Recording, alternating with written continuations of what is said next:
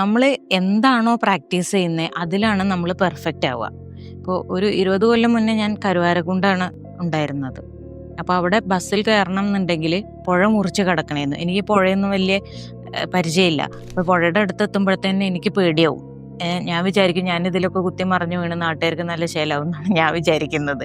പിന്നെ ഇത് പ്രാക്ടീസ് ചെയ്ത് ഡെയിലി പോയി ഞാൻ പിന്നെ പുഴേൻ്റെ മേലെ കൂടെ പാറി പോകുന്ന അവസ്ഥ വരെയായി.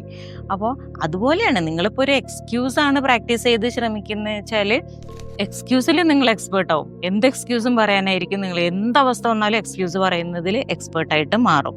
അപ്പോൾ ഈ ഇമ്പോസ്റ്റർ സിൻഡ്രോം ഉള്ള ആൾക്കാരുടെ എപ്പോഴും വരുന്നത് സെൽഫ് ഡൗട്ടാണ്. എന്നെക്കൊണ്ട് പറ്റുമോ. അത് മാറ്റിയിട്ട് സെൽഫ് ബിലീഫ് പ്രാക്ടീസ് ചെയ്താൽ മതി. എന്നെക്കൊണ്ട് ഇത് ചെയ്യാൻ പറ്റും. ഡൗട്ട് വരുമ്പോൾ അത് കൂടെ പുഷ് ചെയ്തിട്ട് സെൽഫ് ബിലീഫ്ക്ക് എത്തുക.